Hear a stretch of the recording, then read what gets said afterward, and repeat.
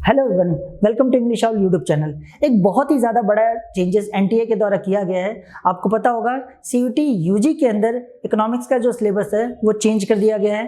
पहले जो इकोनॉमिक्स का जो सिलेबस था उसमें 12th क्लास में जो आप मैक्रो पढ़ते थे और इंडियन इकोनॉमी पढ़ते थे उसे इंक्लूड किया गया था, बट अब बहुत बड़ा चेंज करते हुए इन्होंने क्या किया, इंडियन इकोनॉमी को हटा करके उसकी जगह पे 11th क्लास में जो आपने माइक्रो इकोनॉमिक्स पढ़ी थी उसे ऐड ऑन कर दिया गया है। तो क्या है पूरा सिलेबस, क्या क्या चेंजेस हुए, वही सारी चीज़ें हम इस वीडियो में डिटेल में समझने वाले हैं। तो यहाँ पे आप देख सकते हो हम एनटीए की ऑफिशियल वेबसाइट पे आ चुके हैंcut.nta.nic.in और सिलेबस वाले पेज पे इनके आ चुके हैं। आप इस पे जाओगे तो सिलेबस यहाँ पे हर सब्जेक्ट का सिलेबस दे रखा है। आप 1 बाय 1 किसी को भी अगर आप देखना चाहते हैं देख सकते हो। यहाँ पे हम बात करें इस वीडियो में इकोनॉमिक्स के बारे में, तो यहाँ पे आप देख सकते हो 22nd नंबर पे इकोनॉमिक्स का कोड 309 है। इस पर जैसे आप क्लिक करोगे तो आपके सामने एक पीडीएफ ओपन हो जाएगी। इस पीडीएफ में पूरा इन्होंने जो अपडेटेड सिलेबस है उसके बारे में डिस्कस किया गया, जो कि इस साल 2025 में आपके एग्जाम में पूछा जाएगा सीयूटी यूजी के अंदर।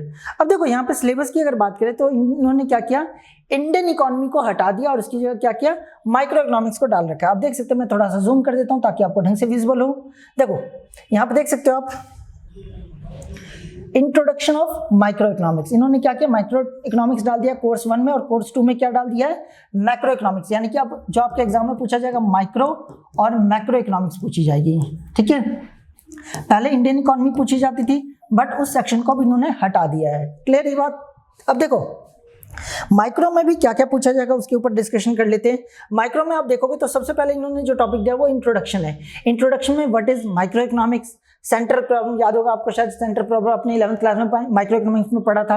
What to produce, how to produce, for whom to produce, ये सारी चीजें हमें पढ़नी है। इसके अलावा पीपीसी, ठीक है, प्रोडक्शन पॉसिबिलिटी कर्व, या जिसे पीपीएफ भी कहते हैं, प्रोडक्शन पॉसिबिलिटी फ्रंटियर, ये आपको पढ़ना है। इसके अलावा जो यूनिट 2 है वो कंज्यूमर बिहेवियर एंड डिमांड के ऊपर है। कंज्यूमर बिहेवियर याद होगा आपने एमयू अप्रोच पढ़ा था, ठीक है, मार्जिनल यूटिलिटी अप्रोच, वो आपको पढ़ना है।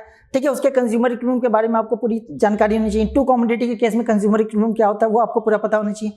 डिमांड पूरी तरह से आपको आना चाहिए। डिमांड और इलास्टिसिटी ऑफ डिमांड दोनों चीजों की आपको नॉलेज होनी चाहिए। यहाँ पे साफ साफ लिखा है market demand, individual demand, determination of demand, demand schedule, demand curve, ठीक है, जो शिफ्ट होता है, मूवमेंट होता है, elasticity of demand, price elasticity, ये सब आपको पता होना चाहिए। ये यूनिट 2 में है। यूनिट 3 में बात करें तो प्रोड्यूसर बिहेवियर एंड सप्लाई की बात हो रही है। प्रोड्यूसर बिहेवियर जिसमें आप रिवेन्यू के बारे में पढ़ते हो, प्रोड्यूसर इकोनॉमी के बारे में पढ़ते हो, सप्लाई के बारे में पढ़ते हो, इलास्टिसिटी ऑफ सप्लाई भी इसी का टॉपिक है। तो यहाँ पे आप देख सकते हो प्रोडक्शन फंक्शन के बारे में आपको पढ़ना है, सप्लाई के बारे में याद होगा प्रोडक्शन फंक्शन में बहुत ज्यादा इंपॉर्टेंट टॉपिक था,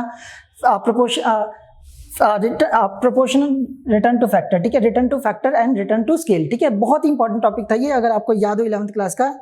यहाँ पे ये देख सकते हो return to factor and return to scale, ये बहुत ज्यादा आपके 11th क्लास में पूछा भी जाता था। जिन्होंने भी माइक्रो इकोनॉमिक्स पढ़ी होगी उन्हें पता होगा, बहुत ही ज्यादा एक इंपॉर्टेंट टॉपिक था, जिसमें आपने याद होगा फेज 1 फेज 2 ऐसे करके पढ़ा था। ठीक है, जिसमें इंक्रीजिंग रिटर्न टू स्केल था, डिमिनिशिंग रिटर्न टू स्केल, इसके अलावा नेगेटिव रिटर्न टू स्केल, इन सब से रिलेटेड क्वेश्चन पूछा जाएगा। इसके अलावा सप्लाई से रिलेटेड क्वेश्चन पूछा जाएगा, मार्केट सप्लाई क्या होता है, ठीक है, इलास्टिसिटी ऑफ सप्लाई क्या होता है, ये सारी चीजें, यानी सप्लाई से रिलेटेड हर एक चीज यहाँ पे पूछी जा रही है आपसे। इसके अलावा कॉस्ट एंड रेवेन्यू, ठीक है, जो अभी मैं बात कर रहा था, टोटल कॉस्ट क्या होता है, explicit cost, implicit cost, TFC, TVC, TC, ये सारी चीजें आपसे पूछी जाएगी। ठीक है, एएफसी, ये सारी चीजें यहाँ पे पूछी जाएगी। इसके अलावा प्रोड्यूसर इकोनॉमी एमआरएमसी अप्रोच से आपसे पूछा जाएगा। ध्यान रखना टीआरटीसी अप्रोच नहीं है, वो 11th में भी रिलेटेड था, इन्होंने भी यहाँ पे शामिल नहीं कर रखा है। तो ये तो हो गया यूनिट 3 की बात। यूनिट 4 में बात करें तो वो form of market and price determination की बात हो रही। फॉर्म ऑफ मार्केट में सिर्फ और सिर्फ आपसे परफेक्ट कॉम्पिटिशन मार्केट के बारे में पूछा जा रहा है, और प्राइस कैसे डिटरमाइन होता है परफेक्ट कॉम्पिटिशन मार्केट में, ये आपसे पूछा जा रहा है, और कैसे इफेक्ट होता है डिमांड और सप्लाई में चेंज होने से इकोनॉमी में कैसे इफेक्ट पड़ता है उसके बारे में मतलब पूछा जाएगा आपसे, जिसे हम याद होगा आपको चैन इफेक्ट भी कहते हैं।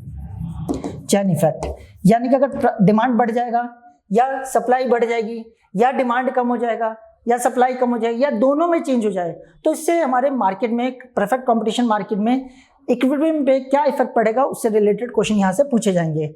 इसके अलावा simple application of tool of demand and supply, demand curve, supply curve को कैसे यूज कर सकते हैं, ठीक है, जैसे राशनिंग के लिए, फ्लोर, सीलिंग, ये सब आपका यही परफेक्ट कंपटीशन मार्केट के टॉपिक है, अगर आपको याद हो 11th क्लास में आपने पढ़ा था। ठीक है, तो ये सारी चीजें हमें पढ़नी है, जिसमें हम इसके अलावा एमएसपी भी इसके अंदर आता है, मिनिमम सपोर्ट प्राइस, ये सब हम इसके अंदर पढ़ते हैं। ठीक है, तो ये सारी चीजें आपकी माइक्रो इकोनॉमिक्स के अंदर है। रही बात मैक्रो इकोनॉमिक्स, तो मैक्रो इकोनॉमिक्स तो ऑलरेडी पहले से भी आपका पार्ट था, आपके सिलेबस का पार्ट था, उसमें ज़्यादा कुछ चेंजेस नहीं है, वो तो एज इट इज़ है। तो जो सेकंड कोर्स है, फर्स्ट कोर्स क्या आपका माइक्रो इकोनॉमिक्स और सेकंड कोर्स जो है वो मैक्रो इकोनॉमिक्स है। मैक्रो इकोनॉमिक्स में national income and related aggregates, ठीक है, अलग अलग चीज़ों को कैलकुलेट करना, ये सारी चीज़ें, ठीक है, इनसे रिलेटेड सारी थ्योरी आपको पता होनी चाहिए, उनकी कैलकुलेशन कैसे की जाती है, ये सब कुछ आपको पता होना चाहिए, ठीक है। तो ये आपका फर्स्ट यूनिट है मैक्रो इकोनॉमिक्स का, Indian national income and related aggregates, ठीक है। इसके अलावा determination of income and employment, याद होगा आपको एडीएस वाला आपने चैप्टर पढ़ा था, aggregate demand and aggregate supply, वो आपका पूरा चैप्टर यहाँ पे पूछा जा रहा है, ठीक है। यहाँ देख सकते हो aggregate demand, aggregate supply, their component, ये सारी चीजें, ठीक है। जो आपने APC, average propensity to consume, marginal propensity to consume, average propensity to save, marginal propensity to save, ठीक है, के याद है सबको, इन्वेस्टमेंट मल्टीप्लायर, इससे रिलेटेड आपके क्वेश्चन पूछे जाएंगे। तो आप देख सकते हो सारा जो पूरा एडीएस है वो यहाँ पे कवर किया गया है। इसके अलावा जो हमारे इनकम एम्प्लॉयमेंट की वजह से जो भी इन्फ्लेशन डिफ्लेशन में चेंज आ रहा है उसे कंट्रोल करने के लिए गवर्नमेंट क्या क्या स्पेंडिंग या गवर्नमेंट क्या क्या स्टेप उठाती है, जिसे हम फिस्कल पॉलिसी कहते हैं। यहाँ पे इससे भी रिलेटेड क्वेश्चन पूछे जाएंगे फिस्कल पॉलिसी से रिलेटेड। तो ये पूरा आपका सेकंड यूनिट के अंदर है एडीएस, या जिसे पूरा नाम बोले तो determination of income and employment. इसके अलावा मनी इन बैंकिंग सबसे इजी चैप्टर, ये सबको आता होगा मेरे ख्याल से, जिसमें पूरी मनी इन बैंकिंग के बारे में डिस्कस किया जाता है कि मनी क्या होता है, बार्टर सिस्टम क्या है, उसके ड्रॉबैक क्या थे, ठीक है। बैंकिंग में कमर्शियल बैंक, सेंट्रल बैंक, इन सबसे रिलेटेड क्वेश्चन। उसके बाद गवर्नमेंट बजट से रिलेटेड चैप्टर है आपका।